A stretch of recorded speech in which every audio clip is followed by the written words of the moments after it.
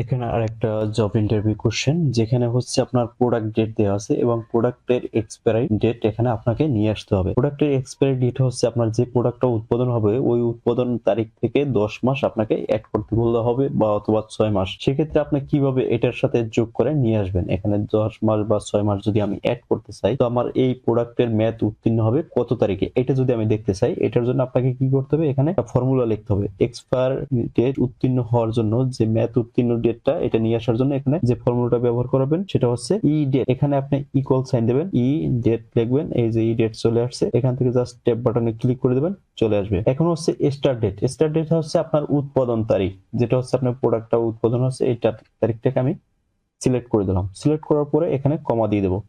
এরপর হচ্ছে মান্থ। এই মান্থ হচ্ছে কি যে কয় মাস আপনার প্রোডাক্টের মেয়াদ থাকবে সেই মাসটাকে আপনাকে এখানে উল্লেখ করতে হবে। ধরুন আপনারা এখানে 10 মাস দিবেন, 10 মাস, জাস্ট এন্টার বাটনে ক্লিক করবেন।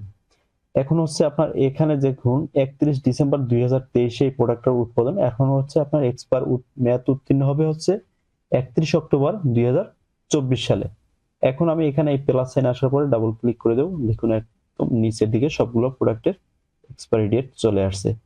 এই কাজটা যদি আপনাকে বলা হয় যদি ম্যানুয়াল করতে যান, সেক্ষেত্রে আসলে করাটা খুবই টাফ এবং সময়ের ব্যাপার। তো এইভাবে যদি আপনি ম্যানুয়াল করে কোশ্চেনের অ্যান্সার দিতে যান, সেক্ষেত্রে আপনি টাইমের ভিতরে এক্সাম শেষ করতে পারবেন না। তো এই ধরনের কোশ্চেনের জব ইন্টারভিউ কোশ্চেনের বিভিন্ন ধরনের ভিডিও পেতে অবশ্যই আমার পেজটাকে ফলো করে রাখতে পারেন। আর ইউটিউব চ্যানেল থাকবে, দেখলে অবশ্যই সাবস্ক্রাইব করবেন। ভিডিওটি শেয়ার করে আপনার প্রোফাইলে সেভ করে রাখতে পারেন, যাতে পুনরায় যদি মনে না থাকে আবার দেখার সুযোগ করে নিতে পারবেন আপনার প্রোফাইল থেকে। তো আজকে এই পর্যন্ত, সবাই ভালো থাকবেন। আসসালামু আলাইকুম।